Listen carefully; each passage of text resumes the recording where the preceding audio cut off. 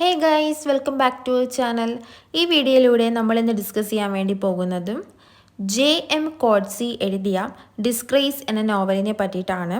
അപ്പോൾ വീഡിയോയിലേക്ക് കിടക്കുന്നതിന് മുന്നായിട്ട് ആദ്യമായിട്ടാണ് നിങ്ങൾ ഈ ചാനൽ കാണുന്നുണ്ടെങ്കിൽ എല്ലാവരും ഒന്ന് ചാനലിനെ സബ്സ്ക്രൈബ് ചെയ്ത് സപ്പോർട്ട് ചെയ്യുക.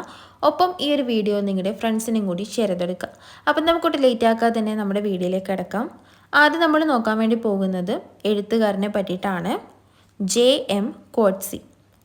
ഇദ്ദേഹത്തിൻ്റെ മുഴുവൻ പേര് ജോൺ മാക്സ്വെൽ ജെ.എം. കോട്സി എന്നാണ്. ഇദ്ദേഹം ജനിക്കുന്നത് ഫെബ്രുവരി 9, 1940 സൗത്ത് ആഫ്രിക്കൻ സാഹിത്യകാരനാണ് ജെ.എം. കോട്സി. നോവലിസ്റ്റും ലേഖകനും ഭാഷാ വിദഗ്ധനും വിവർത്തകനുമായ അദ്ദേഹത്തിന് 2003 സാഹിത്യത്തിനുള്ള നോബൽ സമ്മാനം ലഭിക്കുകയുണ്ടായി. 2002 ഓസ്ട്രേലിയയിൽ സ്ഥിരതാമസമാക്കിയ കോട്സി 2006 മുതൽ ഓസ്ട്രേലിയൻ പൗരനുമാണ്. ഇനി നമുക്ക് നോവലിലേക്ക് വരാം. ഈ നോവൽ പബ്ലിഷ് ചെയ്യുന്നത് 1999 ഈ നോവലിന് ബുക്കർ പ്രൈസ് ലഭിച്ചിട്ടുണ്ട്. ഡിസ്ഗ്രേസ് പ്രസിദ്ധീകരിച്ചിട്ട് 4 വർഷത്തിന് ശേഷം എഴുത്തുകാരന് സാഹിത്യത്തിനുള്ള നോബൽ സമ്മാനവും ലഭിച്ചു. അപ്പോൾ ഡിസ്ഗ്രേസ് എന്ന് പറഞ്ഞു കഴിഞ്ഞാൽ മീനിങ് അപമാനം എന്നാണ്. ഇനി നമുക്ക് ക്യാരക്ടേഴ്സിനെ പരിചയപ്പെടാം. David Lurie. കേപ്പ് ടൗണിലെ 52 വയസ്സുള്ള പ്രൊഫസറാണ് ഇദ്ദേഹം. ഈ നോവലിലെ പ്രോട്ടഗോണിസ്റ്റാണ്. പിന്നെ ഇൻ്റലിജൻ്റായ വ്യക്തിയാണ്. 2 തവണ വിവാഹം കഴിച്ചിട്ടുണ്ട്. ആ 2 തവണയും ഡിവോഴ്സ് ആയിട്ടുമുണ്ട്. പിന്നെ ഡേവിഡ് പ്രൊഫഷണൽ ജീവിതത്തിൽ ഹാപ്പി അല്ല. ബാക്കി കാര്യങ്ങൾ നമുക്ക് നോവൽ പറയുന്ന സമയത്ത് നോക്കാം. ഇപ്പോൾ ജസ്റ്റ് ഒന്ന് ക്യാരക്ടേഴ്സിനൊന്ന് മൈൻഡിൽ വെക്കുക. രണ്ടാമത്തെ ക്യാരക്ടറാണ് ലൂസി. ഡേവിഡിൻ്റെ മകളാണ്. ഈസ്റ്റേൺ കേപ്പിലെ ഫാമിലാണ് ലൂസി താമസിക്കുന്നത്. അവൾ ജീവിക്കുന്നത് പൂക്കൾ വിറ്റും നായ്ക്കളെ വളർത്തിയും ഒക്കെയാണ്. ഒരു ഫാമൊക്കെ നോക്കിയിട്ടാണ് അവൾ ജീവിക്കുന്നത്. ഫാം ഹൗസിൽ വെച്ചിട്ട് അവളെ 3 പേര് വന്ന് റേപ്പ് ചെയ്യുന്നുണ്ട്. ഇനി നെക്സ്റ്റ് ക്യാരക്ടറാണ് മെലാനി ഐസക്. ഡേവിഡിൻ്റെ സ്റ്റുഡൻ്റാണ്. ഇവർക്ക് 20 വയസ്സാണ് പ്രായം. ഡേവിഡിന് അവളോട് അയാളുമായിട്ട് ഫിസിക്കലിൽ ഏർപ്പെടാൻ വേണ്ടിയിട്ട് ഡേവിഡ് അവളെ ഫോഴ്സ് ചെയ്യുന്നുണ്ട്. അവൾക്കത് താല്പര്യമില്ല എങ്കിലും അവൾ സമ്മതിക്കുന്നുണ്ട്. പിന്നീട് അവൾ യൂണിവേഴ്സിറ്റി വൈസ് ഡയറക്ടർക്ക് ഡേവിഡിനെതിരെ പരാതിയൊക്കെ കൊടുക്കുന്നുണ്ട്. നെക്സ്റ്റ് ക്യാരക്ടറാണ് സൊരായ. ഇവർ പ്രോസ്റ്റിറ്റ്യൂട്ടാണ്. ഡേവിഡ് 1 വർഷത്തിലേറെയായി ഇവരുടെ അടുത്ത് പോകുന്നുണ്ട്. അതായത് എല്ലാ ആഴ്ചയിലും ഒരു ദിവസം. Next character പെട്രസ്. ലൂസിയുടെ അതായത് ഡേവിഡിൻ്റെ മകളുടെ മുൻ സഹായിയും ഫാമിലെ നായ്ക്കളെ പരിപാലിക്കുന്ന ആളുമാണ് പെട്രസ്. ഇദ്ദേഹം ഒരു കറുത്ത വർഗ്ഗക്കാരനാണ്. ലൂസിയെ ഫാമിൽ വെച്ചിട്ട് 3 ആൾക്കാർ പീഡിപ്പിക്കുന്നുണ്ട്, റേപ്പ് ചെയ്യുന്നുണ്ട്. അപ്പോൾ അവളെ മാരേജ് ചെയ്യാമെന്ന് വാഗ്ദാനം ചെയ്യുന്ന ആളാണ് പെട്രസ്. പക്ഷെ അവളുടെ സ്ഥലവും ഫാമും ഒക്കെ കണ്ടിട്ടാണ് പെട്രസ് ആ ഒരു വാഗ്ദാനം കൊടുക്കുന്നത്. അടുത്ത ക്യാരക്ടർ ബെബ്ഷയാണ്. ലൂസിയുടെ ഫാമിനടുത്തുള്ള മൃഗക്ഷേമ ഡയറക്ടറാണ്. ഉയരം കുറഞ്ഞ ലേഡിയാണ് ഇവർ. ഒരു നല്ല മനസ്സിനുടമയാണ്. ലൂസി റേപ്പ് നടന്നതിന് ശേഷം ലൂസിയെ പരിചരിക്കുന്നവരിൽ പ്രധാന പങ്ക് വഹിച്ച ആളാണ് ഇവർ. ഇനി ബിൽഷ ബെബ്ഷയുടെ ഹസ്ബൻഡാണ്. Next character Ettinger. ലൂസിയുടെ നെയ്ബറാണ്. Next Ryan.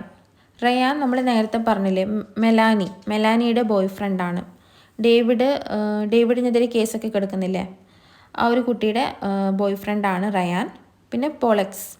ലൂസിയെ റേപ്പ് ചെയ്യുന്ന 3 കറുത്ത വർഗ്ഗക്കാരിൽ ഏറ്റവും പ്രായം കുറഞ്ഞ ആളാണ്. ഇത്രയും ആൾക്കാരാണ് ക്യാരക്ടേഴ്സായിട്ട് വരുന്നത്. ഇനി നമുക്ക് നോവലിൻ്റെ സമ്മറി നോക്കാം. ദക്ഷിണാഫ്രിക്കയിലെ ടൗണാണ് കേപ്പ് ടൗൺ.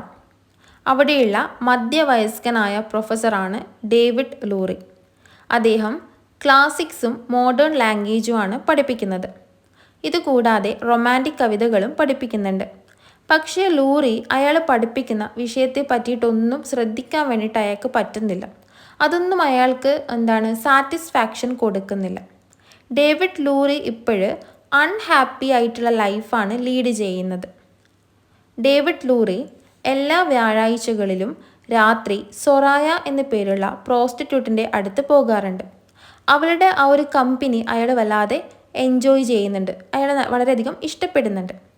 സൊറായയ്ക്ക് 2 ആൺമക്കളുണ്ട്. ഒരു ദിവസം ഡേവിഡ് ലൂറി അവളെയും അവളുടെ 2 ആൺമക്കളെയും പ്രതീക്ഷിക്കാതെ പൊതുസ്ഥലത്ത് വെച്ചിട്ട് കണ്ടുമുട്ടുന്നുണ്ട്. അടുത്ത തവണ അവളെ കാണാൻ വേണ്ടിയിട്ട് ഡേവിഡ് ലൂറി പോകുമ്പോൾ അവളുടെ രോഗിയായ അമ്മേനെ നോക്കാൻ വേണ്ടിയിട്ട്, അതായത് അമ്മയെ പരിചരിക്കാൻ വേണ്ടിയിട്ട് പോവുകയാണെന്ന് ഡേവിഡ് ലൂറിയോട് പറഞ്ഞു. അതായത് അവൾ പ്രോസ്റ്റിറ്റ്യൂട്ട് ആയിട്ടുള്ള ആ ലൈഫ് നിർത്തിയിട്ട് അവളുടെ അമ്മയെ നോക്കാൻ വേണ്ടിയിട്ട് അവരെ നാട്ടിലേക്ക് പോവുകയാണെന്നാണ് പറഞ്ഞത്. ഡേവിഡ് ലൂറിക്കാണെങ്കിൽ ആകെ സന്തോഷം സൊറായയുടെ അടുത്ത് പോകുന്നതാണ്. അയാൾ സൊറായ പോകുന്നതിൽ വളരെയധികം വിഷമിച്ചു. അങ്ങനെ സൊറായ അവിടം വിട്ടിട്ട് പോയി. അവളുടെ ഫോൺ നമ്പർ ട്രാക്ക് ചെയ്ത് ഡേവിഡ് അവിടെ വിളിച്ചപ്പോൾ അവൾ പറഞ്ഞു, എന്നെ ഇങ്ങനെ ശല്യം ചെയ്യാൻ വേണ്ടിയിട്ട് നിങ്ങൾ ഇനി വിളിക്കരുത് എന്നാണ് അവൾ പറഞ്ഞത്. അവൾ ദേഷ്യത്തിലാണ് സംസാരിച്ചത്. അതുകൊണ്ട് തന്നെ പിന്നീട് സൊറായയെ ഡേവിഡ് കോണ്ടാക്റ്റ് ചെയ്തിട്ടേ ഇല്ല. അദ്ദേഹം ഇപ്പോൾ ഉള്ളത് സൊറായ പോയ വിഷമത്തിലാണ്. ആ സമയത്ത് ഡേവിഡ് ക്യാമ്പസിലേക്ക് പോകുന്ന വഴിക്ക് തൻ്റെ റൊമാൻറ്റിക് പോയം ക്ലാസ്സിലെ 20 വയസ്സുള്ള സുന്ദരിയായ സ്റ്റുഡൻ്റായ മെലാനിയെ കണ്ടുമുട്ടുന്നു. അവളുമായി ലൂറി സംസാരിക്കുന്നു. ശേഷം അവളെ ഡിപ്പാർട്ട്മെൻറ്റിലേക്ക് ക്ഷണിക്കുന്നു. അവിടെ ഡേവിഡ് ലൂറി മെലാനിക്ക് വൈനും ഡിന്നറും ഓഫർ ചെയ്യുന്നു. ലൂറി അവളെ കംഫർട്ടാക്കാൻ പരമാവധി ശ്രമിക്കുന്നുണ്ട്. പക്ഷേ അവൾക്ക് അവിടെ നിന്ന് പോകാൻ ആഗ്രഹമുണ്ട്. ഡേവിഡ് ലൂറി അവളോട് ഒരു രാത്രി അയാളുടെ കൂടെ താമസിക്കാനായി ആവശ്യപ്പെടുന്നു. അപ്പോൾ മെലാനി ഡേവിഡിനോട് ചോദിച്ചു, നിങ്ങൾ എന്തിനാണ് ഇങ്ങനെയൊക്കെ പറയുന്നതെന്ന്. അപ്പോൾ അതിന് ആൻസറായിട്ട് ഡേവിഡ് പറഞ്ഞു, സുന്ദരിയായ പെൺകുട്ടികൾക്ക് അവരുടെ സൗന്ദര്യം മറ്റുള്ളവരുമായിട്ട് ഷെയർ ചെയ്യാനുള്ള കടമയുണ്ടെന്ന്. പക്ഷേ മെലാനി അയാളുടെ കൂടെ രാത്രി സ്പെൻഡ് ചെയ്യാൻ വേണ്ടിയിട്ട് തയ്യാറാവുന്നില്ല. അങ്ങനെ കുറച്ച് ദിവസങ്ങൾക്ക് ശേഷം മെലാനിയും ഡേവിഡ് ലൂറിയും പിന്നെയും കണ്ടുമുട്ടുന്നു. അയാൾ അവളെ തൻ്റെ ഡിപ്പാർട്ട്മെൻറ്റിലേക്ക് ക്ഷണിക്കുന്നു. അവിടെയുള്ള ലിവിംഗ് റൂമിലെ തറയിൽ വെച്ചിട്ട് അവളുമായി ഫിസിക്കലിൽ ഏർപ്പെടുകയാണ് ഡേവിഡ്. ഡേവിഡ് ലൂറി മിക്ക ദിവസങ്ങളിലും മെലാനിയുമായിട്ട് ഫിസിക്കലിൽ ഏർപ്പെടാറുണ്ടായിരുന്നു. അതുകൊണ്ട് തന്നെ ക്ലാസ്സിലെ അറ്റൻഡൻസ് ഒക്കെ മെലാനിക്ക് കുറയാൻ വേണ്ടിയിട്ട് തുടങ്ങി. അങ്ങനെ അവൾക്ക് എക്സാം എഴുതാനൊക്കെ പറ്റാതെയായി. അതായത് അറ്റൻഡൻസ് കുറഞ്ഞു കഴിയുമ്പം എക്സാം ഒന്നും എഴുതാൻ കഴിയില്ലല്ലോ, അങ്ങനെയായി. ഡേവിഡ് ലൂറി അവൾക്ക് 70% അറ്റൻഡൻസ് ഇട്ട് കൊടുക്കുകയാണ് ചെയ്തത്. അങ്ങനെ മെലാനി ഡേവിഡ് ലൂറിയുടെ അപ്പാർട്ട്മെൻറ്റിൽ പോകാനൊക്കെ തുടങ്ങി. ഡേവിഡ് അയാളുടെ മകളുടെ മുറി അവൾക്ക് കിടക്കാനായി ഒരുക്കി കൊടുത്തു. മെലാനി എന്തോ വിഷമത്തിലായിരുന്നു. അവിടെ വെച്ച് അവർ ഫിസിക്കലിൽ ഏർപ്പെടുന്നുണ്ട്. അതായിരുന്നു അവർ അവസാനമായിട്ട് ഫിസിക്കലിൽ ഏർപ്പെട്ടത്. അന്ന് ഉച്ചയ്ക്ക് റയാൻ ഡേവിഡ് ലൂറിയുടെ ഓഫീസിലേക്ക് പോയി ഭീഷണിപ്പെടുത്തുകയൊക്കെ ചെയ്തു. റയാൻ മെലാനിയുടെ ബോയ് ഫ്രണ്ടാണ്. അന്ന് രാത്രി ഡേവിഡിൻ്റെ കാറ് റയാൻ നശിപ്പിക്കുകയൊക്കെ ചെയ്തു. ഇതിന് ശേഷം മെലാനി ഡേവിഡിൻ്റെ അപ്പാർട്ട്മെൻറ്റിലേക്ക് വരുന്നത് നിർത്തുന്നു. ഒരു ദിവസം മെലാനി റയാനുമായി ക്ലാസ്സിൽ വന്നിരുന്നു. പിന്നീട് മെലാനി അയാളുടെ ക്ലാസ്സിൽ നിന്ന് പിന്മാറിയെന്ന് ഡേവിഡ് അറിയുന്നു. മെലാനിയുടെ അച്ഛൻ ഐസക്ക് ഡേവിഡിനെ വിളിച്ചിട്ടൊക്കെ സംസാരിക്കുന്നുണ്ട്. പക്ഷേ സത്യത്തിൽ ഐസക്കിന് എന്താണ് സംഭവം എന്നൊന്നും അറിയില്ല. അത് പിന്നീടാണ് ഐസക്ക് മനസ്സിലാക്കുന്നത്. മെലാനി ലൈംഗിക പരാതി ഫയൽ ചെയ്യുന്നു. കേസിൻ്റെ വാദത്തിൻ്റെ സമയത്ത് ഡേവിഡ് കുറ്റമൊക്കെ സമ്മതിക്കുന്നുണ്ട്. അങ്ങനെ അയാൾ യൂണിവേഴ്സിറ്റിയിൽ നിന്ന് രാജിവെക്കാൻ വേണ്ടിയിട്ട് ഫോഴ്സ് ചെയ്യപ്പെടുകയാണ്. അങ്ങനെ അദ്ദേഹം രാജിവെക്കുന്നു. ഡേവിഡ് രാജിവെച്ച ശേഷം ഫാമിൽ താമസിക്കുന്ന മകൾ ലൂസിയെ കാണാനായിട്ട് ഡേവിഡ് ഈസ്റ്റേൺ കേപ്പിലേക്ക് പോവുകയാണ്. മുൻപ് അവളുടെ കൂടെ ഫാം നോക്കി നടത്താൻ ഹെലൻ ഉണ്ടായിരുന്നു. ഇപ്പോൾ ലൂസി ഒറ്റയ്ക്കാണ് ഫാമൊക്കെ നോക്കി നടത്തുന്നത്. ഡേവിഡിനോട് ലൂസി പറഞ്ഞു, നിങ്ങൾക്ക് എത്രത്തോളം കാലം ഇവിടെ താമസിക്കാൻ ആഗ്രഹമുണ്ടോ അത്രത്തോളം കാലം ഇവിടെ നിൽക്കാമെന്ന്. ഫാമിൽ ഡേവിഡിന് ബോറടിക്കാൻ വേണ്ടിയിട്ട് തുടങ്ങി.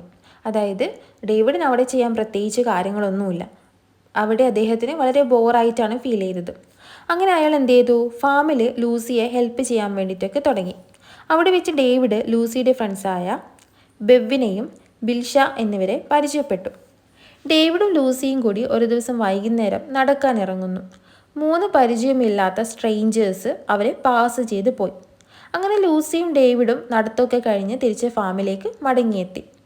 ഫാമിലെത്തിയ സമയത്ത് ആ 3 സ്ട്രേഞ്ചേഴ്സ് ഉണ്ടായിരുന്നല്ലോ, അവർ ബ്ലാക്ക് പീപ്പിളാണ്, കറുത്ത വർഗ്ഗക്കാരാണ്. ആ 3 സ്ട്രേഞ്ചേഴ്സും ഫാമിലേക്ക് വന്നിട്ട് ലൂസിയോട് ചോദിച്ചു, അവർക്ക് അത്യാവശ്യമായിട്ടൊരു ഫോൺ ചെയ്യണം, ഒന്ന് ചെയ്തോട്ടെ എന്ന് ചോദിക്കുകയാണ്. അപ്പോൾ ലൂസി 3 ആൾക്കാരുണ്ടല്ലോ, അപ്പോൾ ലൂസി അതിൽ 2 ആൾക്കാർക്ക് അകത്തേക്ക് വരാൻ വേണ്ടി അനുവാദം കൊടുത്തു. അപ്പോൾ ഡേവിഡിന് എന്തൊക്കെയോ പന്തികേട് പോലെ തോന്നി. സ്ട്രേഞ്ചേഴ്സ് എന്ത് ചെയ്തെന്ന് വെച്ചാൽ അകത്ത് കയറിയിട്ട് മുറിയൊക്കെ പൂട്ടിയിട്ടു. അതിനാൽ ഡേവിഡിന് അകത്തേക്ക് പോകാനോ ഒന്നും അവളെ രക്ഷിക്കാനോ ഒന്നും സാധിച്ചില്ല. പക്ഷെ എങ്ങനെയൊക്കെയോ ഡേവിഡ് വാതിലൊക്കെ കുത്തി തുറന്നു. സ്ട്രേഞ്ചേഴ്സ് എന്ത് ചെയ്തെന്ന് വെച്ചാൽ ഡേവിഡിൻ്റെ ദേഹത്തേക്ക് എന്തോ ഒരു ദ്രാവകം ഒഴിച്ചു. ശേഷം തീപ്പെട്ടി കത്തിച്ചിട്ട് ഡേവിഡിൻ്റെ മേത്തേക്ക് എറിഞ്ഞു കൊടുത്തു. അങ്ങനെ ഡേവിഡിൻ്റെ ശരീരത്തിൽ തീ പടരാൻ വേണ്ടിയിട്ട് തുടങ്ങി. അദ്ദേഹം വേഗം തന്നെ ബാത്റൂമിലേക്ക് പോയിട്ട് ദേഹത്തേക്ക് വെള്ളമൊക്കെ കോരി ഒഴിച്ചിട്ട് ആ തീ കെടുത്തി. അങ്ങനെ സ്ട്രേഞ്ചേഴ്സ് ഡേവിഡിനെ അവിടെ പൂട്ടിയിട്ടു. ശേഷം ഡേവിഡിൻ്റെ കാർ എടുത്തിട്ട് അവർ രക്ഷപ്പെടുകയാണ് ചെയ്തത്. അവൾ ആ സംഭവത്തിന് ശേഷം ഡേവിഡിനെ അവിടെ നിന്നും പുറത്താക്കുന്നു. അവൾ റേപ്പ് ചെയ്യപ്പെട്ടിരിക്കുന്നു. ഡേവിഡ് എന്താണ് സംഭവമെന്ന് ചോദിച്ചപ്പോൾ അവൾ അയാളോട് ഒന്നും തന്നെ പറയാൻ തയ്യാറായില്ല. അങ്ങനെ അവൾ എറ്റിംഗറിൻ്റെ വീട്ടിലേക്ക് പോകുന്നു. എറ്റിംഗറുമായി അവൻ്റെ ട്രക്കിൽ മടങ്ങി വരുന്നു. എറ്റിംഗർ ഡേവിഡിനെ പൊള്ളലേറ്റതിൻ്റെ ചികിത്സയ്ക്കായി ഹോസ്പിറ്റലിലേക്ക് കൊണ്ടുപോകുന്നു. ഹോസ്പിറ്റലിൽ നിന്ന് പുറത്തിറങ്ങുമ്പോൾ ഡേവിഡിനെ കാത്തുനിന്നത് ബിൽഷയാണ്. തിരിച്ചു വരുന്ന വഴിക്ക് ഡേവിഡ് മെലാനിയുടെ ടൗണിൽ ഇറങ്ങുന്നു. മെലാനിയുടെ അച്ഛനെ കാണാനായി പോകുന്നു. ആ രാത്രി ഡേവിഡിനെ ഡിന്നറിനായി ഐസക്ക് ക്ഷണിക്കുന്നു. ഐസക്ക് അയാളോട് ദയയോടെയാണ് പെരുമാറിയത്. ഡേവിഡ് ചെയ്ത കാര്യങ്ങൾക്കൊക്കെ അവരോട് ഡേവിഡ് ക്ഷമ ചോദിച്ചു. കേപ്പ് ടൗണിൽ തിരിച്ചെത്തിയ ഡേവിഡ് അയാളുടെ അപ്പാർട്ട്മെൻറ്റ് തകർന്നതായി കാണുന്നു. ഡേവിഡ് ലൂസിയുടെ വീട്ടിലേക്ക് തിരിച്ചു പോകാൻ തീരുമാനിച്ചു. ലൂസിയുടെ വീട്ടിലേക്ക് തിരിച്ചെത്തിയ ഡേവിഡ് കാണുന്നത് പ്രഗ്നൻ്റായ മകളെയാണ്.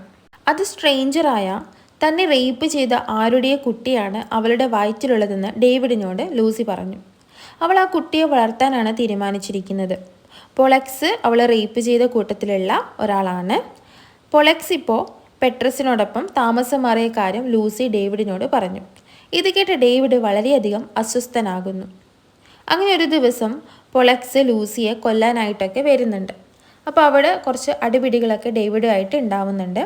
അതുകൊണ്ട് തന്നെ ഡേവിഡിനെ അവിടെ നിന്നും മാറി താമസിക്കാൻ വേണ്ടിയിട്ട് ലൂസി പറയുകയാണ്. കാരണം അവൾക്ക് സമാധാനം വേണം അങ്ങനെയൊക്കെ പറഞ്ഞിട്ട് ഡേവിഡിനെ അവിടെ നിന്നും മാറ്റി താമസിപ്പിക്കുകയാണ്. അവൻ മാറി താമസിക്കുന്നത് അവിടെയുള്ള ക്ലിനിക്കിന് പിന്നിലുള്ള ഒരു മുറിയുണ്ട്. അവിടെയാണ് അയാൾ താമസിക്കുന്നത്.